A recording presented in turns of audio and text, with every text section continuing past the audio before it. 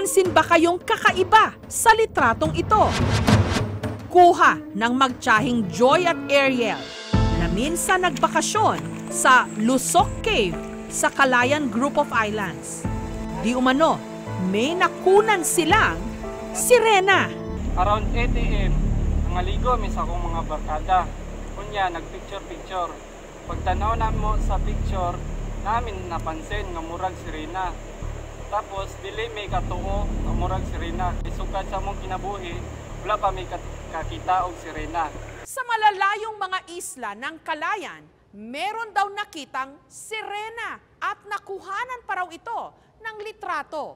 Totoo kaya o karugtong lang ng isa sa walang kamatayang mga kwento-kwento ng bayan? Dahil dito, pumunta ang aming team sa Lusok Cave.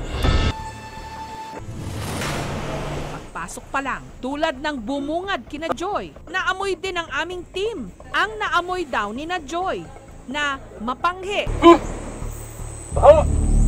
Pangsot! Balik!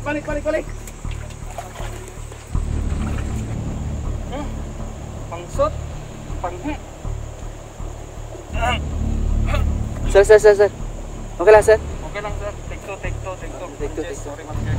Si Seth, bata pa lang daw siya. Kalat na ang mga kwento-kwento tungkol sa sirena sa kanilang lugar. Ingon nila, tinuod yun ang sirena. Tuniaging adlaw, nangangon ko. Paminaw na ko sa likod, na nagapanilag. Pagtanaw na ako, pulo sa sirena. At ang ilog daw na naging saksi sa lahat ng ito, ang Ilog Maling.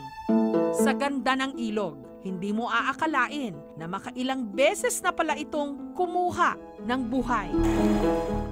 Namang istorya nga kanadra ang kapanguha og bata. Sa kaadlaw, simana, bulan ug tuig mao nga mong ginalabayan na lang namo bukog sa isda para mauntat na. Samantala, sa Lusok Cave, tinangkang ulitin ng aming team ang anggulo kung saan nakuhaan ni Joy ang litrato. Pero dahil sa lakas ng hampas ng alon at sama ng panahon, walang nakunang kahit na anong figura na nahahawig sa kung anuman ang nalitratuhan ni Joy. Sir, pumunta kami doon para kumuha ng video. Wala naman kaming nakita. Siguro, katong nga mga panahon na idugo ang sirena, wala kagawas. At paglilinaw ng tourism officer, ang mapanghi o masangsang na amoy na nalalanghap sa Lusok Cave, hindi raw galing sa sirena, kundi sa mga paniki at sa mga patay na isda. Ako mangkot mo, wala dyan yung gatuan ng sirena. Isa ko ang pagkabalo, sirena, sa libro rin makita.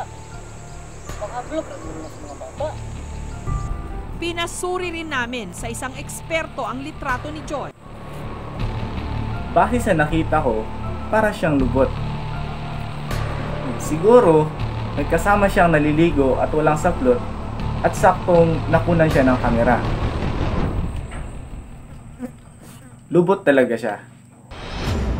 Hindi raw makakapagsinungaling ang litrato, pero kayang-kaya pa rin nitong laruin o paniwalain ang napakalikot nating imahinasyon at ipagpatuloy ang hindi mawala-walang mga kwento-kwento at paniniwala tungkol sa mga sirena kahit na wala pa ring matibay na pruweba.